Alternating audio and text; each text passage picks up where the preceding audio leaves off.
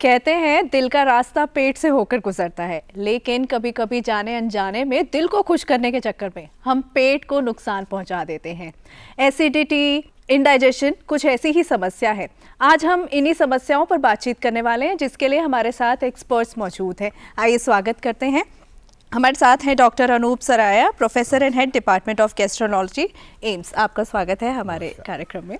साथ ही वेलकम करना चाहेंगे प्रोफेसर डॉक्टर नरेश बंसल का। नमस्कार, आप गैस्ट्रो एंड लीवर एक्सपर्ट हैं सर गंगाराम हॉस्पिटल से। और यदि आप इस विषय पर डॉक्टर साहब से कोई सवाल करना चाहें तो हमारे स्टूडियो का नंबर नोट करें, 011-2309-7532। 011 is our code and number is 23097532। अक्सर पेट में से कुछ गुड़गुड़ आवाज़ें आती हैं हम लोगों को, तो ये क्या कोई संकेत है पेट गड़बड़ होने का? देखिए, जहाँ तक गुड़गुड़ आवाज़ आने का ताल्लुक़ है, ये इसको हम कहते हैं मेडिकल टर्म्स में बोरबोरिग्मी। ये दो तीन वजह इसकी हो सकते हैं। इम्पॉर्टेंट एक वजह होती है, कई बार एक्सेसिव गैस जब होती है पेट में, तो उसकी जब वो मूव करेगी तो उससे भी आवाज़ आएगी। बैक्टीरियल ओवरग्रोथ, आंतों के अंदर जो नॉर्मली भी बहुत सारे बैक्टीरिया रहते हैं, ये जीवाणु जो हैं अगर ये ज़्यादा हो जाएं और गैस फॉर्मिंग बैक्टीरिया ज़्यादा हो जाएं तो वो ज़्यादा गैस बनाएंगे। उस सूरत में ये हो सकता है। इसी तरह मेल डाइजेशन, यानी जब फूड का डाइजेशन ठीक नहीं हो, फैटी मील्स लिए आपने, बहुत ज़्यादा फैट्स हैं, उसके बाद जो वहाँ पे बैक्टीरिया हैं वो कुछ शुगर्स हैं, एक्सेसिव शुगर लेते हैं आप, उसकी वजह से उसको फर्मेंट करते हैं, गैस ज़्यादा बनती है। उस सूरत में भी ये बोरबोरिग्मी आपको देखने को मिल सकती है। कई बार ऐसा होता है कि अगर पार्शियल बाउल ऑब्स्ट्रक्शन हो, विगरस इंटेस्टाइनल मोटिलिटी हो, उस सूरत में भी ये सिम्टम्स कभी कभी आ सकते हैं। और कई बार आपने देखा होगा भूखे पेट भी ये गुड़गुड़ाहट पेट में आने लगती है, ये हंगर पैंग्स। पर जब हम गैस्ट्रो की बात करते हैं डॉक्टर नरेश, गैस्ट्रो के दायरे में क्या क्या आता है?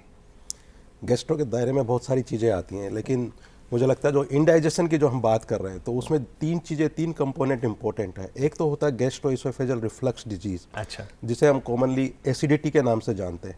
तो उसमें हमारा क्या होता है कि जो स्टमक में जो एसिड होता है वो रिफ्लक्स करके ऊपर हमारे फूड पाइप में आता है और हमें हार्ट बर्न और छाती में दर्द जैसे सिम्टम्स महसूस होते हैं। दूसरा एक होता है इंडाइजेशन, जिसे हम डिस्पेप्सिया कहते हैं। डिस्पेप्सिया में यूजुअली आपने देखा होगा कि कई बार ऐसी फीलिंग आती है कि हमारा थोड़ा सा खाना खाते ही पेट भर जाता है, हमें भूख नहीं लगती है, पेट में बहुत गैस बनी रहती है। बहुत कॉमन प्रॉब्लम है ये। लोगों को लगता है कि मेरा पेट हमेशा ब्लोटेड रहता है, फूला हुआ रहता है, या मुझे कुछ यहाँ पे जो पेट के अंदर कुछ हल्का हल्का सा दर्द रहता है एपिगैस्ट्रिक रीजन में। इसे हम कहते हैं डिस्पेप्सिया, जो कॉमन फंक्शनल डिस्पेप्सिया होता है। जी। तीसरा जो इम्पोर्टेंट इंडाइजेशन के अंदर पार्ट आता है वो होता है irritable bowel syndrome. Irritable bowel syndrome में क्या होता है कि पेशेंट्स के जो इंटेस्टाइनल मूवमेंट्स होते हैं वो एबनॉर्मल हो जाते हैं। पेशेंट को कभी लगता है कि मुझे लूज मोशन हो रहे हैं, कभी उसे कॉन्स्टिपेशन हो जाता है, पेट ठीक नहीं रहता है। जी। या आपने सुना होगा कि मेरा पेट ठीक नहीं रहता है, मुझे कभी कब्ज हो जाती है, कभी डायरिया हो जाता है, पेट में हमेशा हल्का हल्का दर्द बना रहता है। तो ये तीन इंपॉर्टेंट चीज़ें हैं जो इंडाइजेशन को आप इंक्लूड कर सकते हैं। एक कॉलर हमारे साथ जुड़ गए हैं सहारनपुर से। हेलो, नमस्कार, अपना सवाल पूछिए। जी नमस्कार मैडम, डॉक्टर साहब से सवाल है कि मेरा पेट आजकल ना तना सा रहता है, फूला रहता है जैसे, और डाइजेशन की प्रॉब्लम भी है, और वेट मेरा बढ़ता ही जा रहा है। मतलब मैं देख रहा हूँ कि 1-2 साल से मेरा वेट जो है ना 1-2 किलो पर ईयर के हिसाब से बढ़ रहा है। अभी 88 है, हाइट मेरी 170 है। उम्र कितनी है आपकी? एज है सर 34। डॉक्टर साहब, ये जब कहते हैं पेट फूला फूला है तो क्या ये फिर कोई बीमारी है? क्या कर सकते हैं इसके लिए? जहाँ तक इनका सवाल है, ये ज़्यादातर जैसे अभी डॉक्टर बंसल ने बताया, ये फंक्शनल डिस्पेप्सिया का पार्ट है।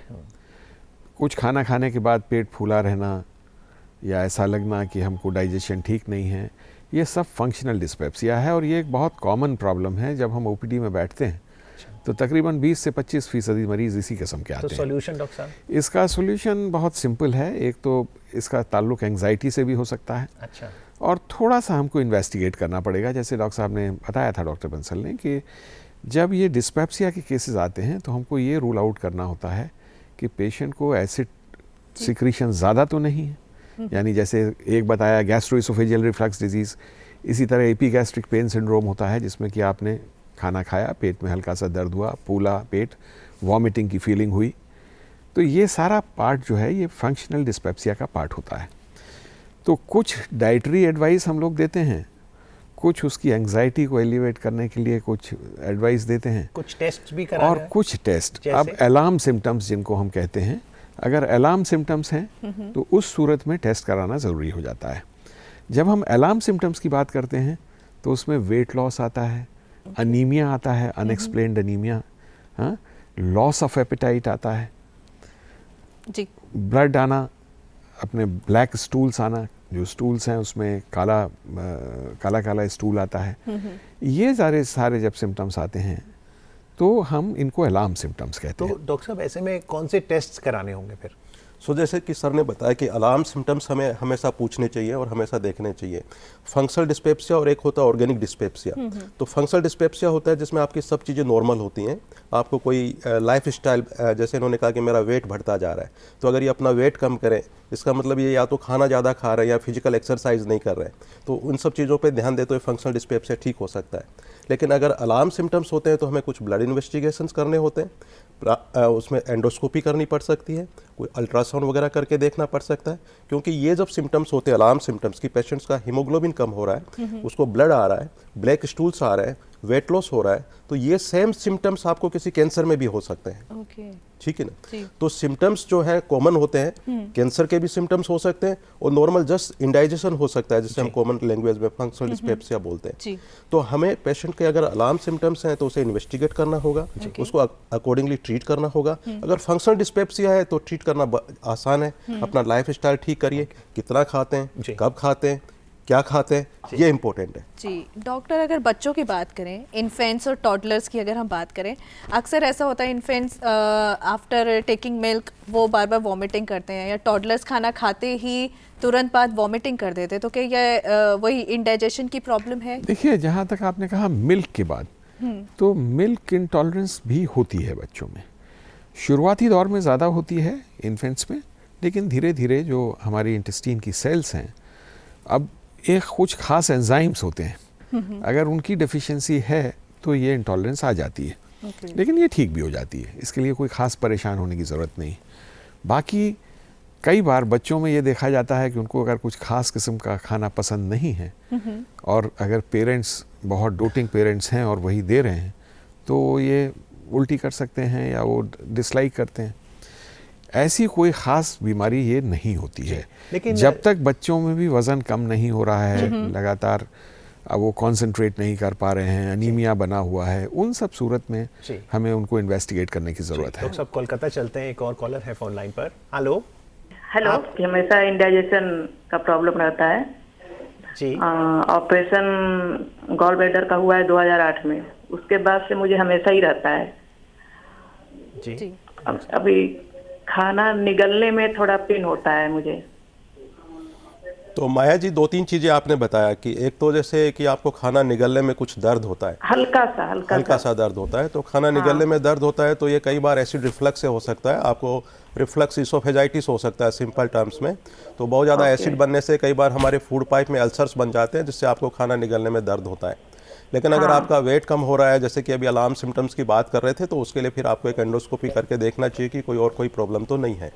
हाँ, वेट तो कम हुआ है 5 kg, मतलब कि जनवरी से और अब तक मेरा। हाँ, तो अगर आपने जानबूझ के इंटेंशनली वेट नहीं कम किया और अपने आप वेट कम हो रहा है, आपकी भूख कम हो रही है, तो मुझे लगता है कि एंडोस्कोपी आपको करा के देखनी चाहिए कि आपको यहाँ पे खाना खाते समय क्यों दर्द हो रहा है और आपका वेट क्यों कम हो रहा है।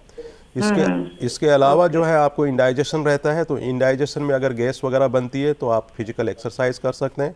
अपने खाने में अगर फैट वगैरह ज़्यादा है तो उसको दुरुस्त कर सकते हैं। और अगर स्ट्रेस एंजाइटी रहती है तो आप योगा मेडिटेशन जैसे भी बात हो रही थी, अगर वो सब करेंगे तो उससे भी आपको फ़ायदा मिलेगा। जी डॉक्टर अनूप, एक और कंडीशन है कोस्टोकॉन्ड्राइटिस, और कई बार जब उसके सिम्टम्स होते हैं तो कंफ्यूजन होती है कि क्या ये गैस्ट्रो से जुड़ी है। क्या है कोस्टोकॉन्ड्राइटिस? देखिए, कोस्टोकॉन्ड्राइटिस दरअसल जो स्टर्नम, ये जो बोन होती है आपकी, यहाँ पे थोड़ा सा इन्फ्लेमेशन होता है। जब आप इसे प्रेस करते हैं तो वो दर्द होता है। कोस्टोकॉन्ड्राइटिस का पेन कई बार हम उसको हार्ट के पेन से भी कर सकते हैं, जोड़ के देख सकते हैं। कई बार वो जो हार्ट के सिम्टम्स हैं वो गैस्ट्रोइसोफेजियल रिफ्लक्स डिजीज़ के सिम्टम्स से भी मिलते हैं। लेकिन कॉस्टोकॉन्ड्राइटिस की डायग्नोसिस बनाने में देर नहीं लगती। आप पेशेंट को लिटाएं और एक हल्का सा यहाँ पे प्रेशर दें, अगर उसे पेन होता है तो समझ लीजिए कॉस्टोकॉन्ड्राइटिस। पर ये गैस्ट्रो के दायरे में नहीं, गैस्ट्रो के दायरे में नहीं आता। क्योंकि डॉक्टर साहब ये बड़ी आम समस्या है, जो आपने हार्ट बर्न का लक्षण बताया था, छाती में दर्द हो रही है, जलन हो रही है, तो समझ नहीं आता कि कार्डियोलॉजिस्ट के पास जाएं, गैस्ट्रो के पास जाएं, और अगर मान लो कॉस्टोकॉन्ड्राइटिस है तो कौन से डॉक्टर के पास जाएं? देखिए, ये सब चीज़ें अलग अलग हैं, और अगर आपको छाती में दर्द हो रहा है तो कुछ तो सिम्टम्स ऐसे हैं जिनसे आप डिफ्रेंशिएट कर सकते हैं कि आपका हार्ट की वजह से हो रहा है या आपको खाने पीने की वजह से हो रहा है।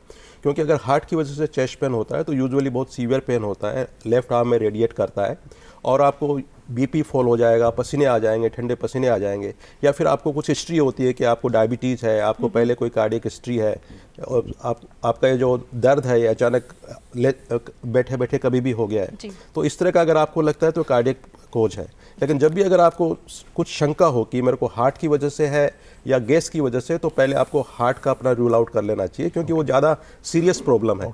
गैस तो आप 2 घंटे बाद भी ठीक कर सकते हैं।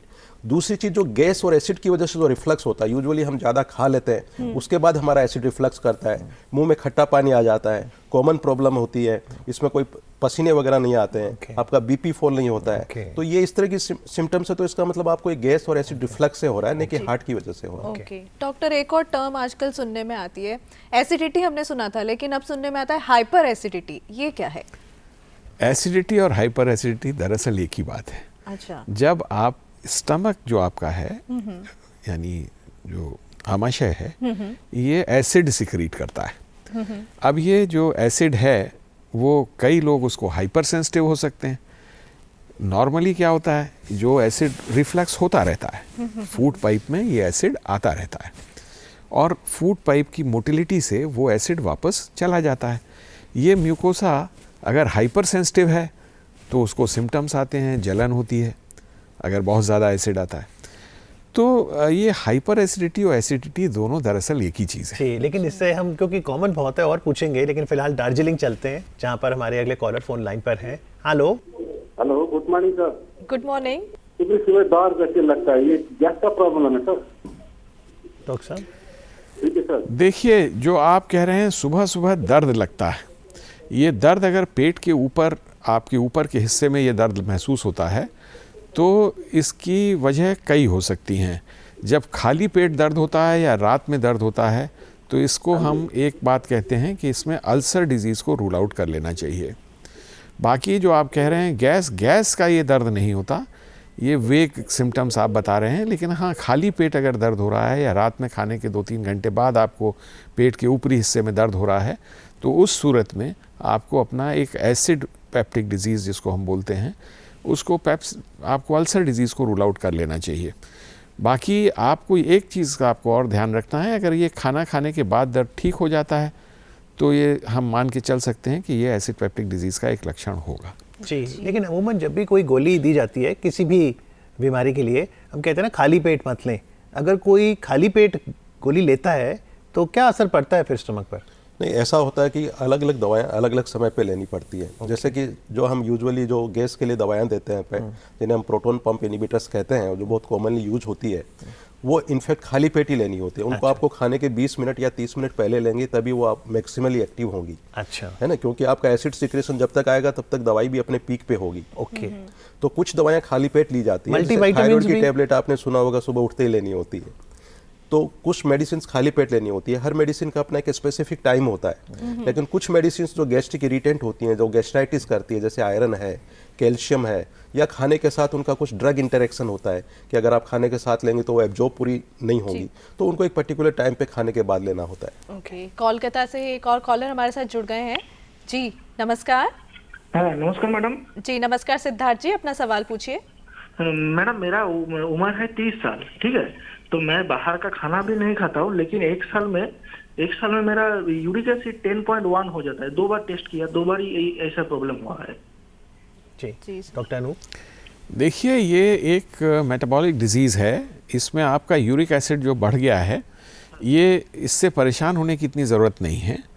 आपको इसकी दवा लेनी होगी। और आपको कोई सिम्टम्स और हैं क्या? मैं ये जानना चाहूँगा कि अगर आपके अंगूठे में जब यूरिक एसिड बढ़ता है तो अक्सर गाउटी आर्थराइटिस जिसको हम बोलते हैं वो होने लगती है। तो आपको पैर के अंगूठे में क्रिस्टल्स डिपॉजिट होते हैं, वहाँ दर्द होता है। लेकिन नहीं सर, नहीं, ये अगर नहीं वो होता। नहीं है तो आप इसके लिए दवा आती है, आप अपने फिजिशियन जो आपके पास हैं उनसे बात करके आप दवा लेते रहिए, यूरिक एसिड कम रहेगा। अब आप हमें इसको कम कैसे रखना है, इसमें कुछ डाइटरी एडवाइस बहुत ज़रूरी हैं। अगर आप नॉन वेजिटेरियन हैं तो थोड़ा सा एनिमल प्रोटीन्स आपको अवॉइड करना है। छोला, राजमा, दाल, हाई प्रोटीन जो हैं इनको थोड़ा कम करना है। ये सारी चीज़ें अगर आप थोड़ी प्रिकॉशन लेके चलेंगे तो यूरिक एसिड आपका नीचे आ जाएगा। जी बिल्कुल।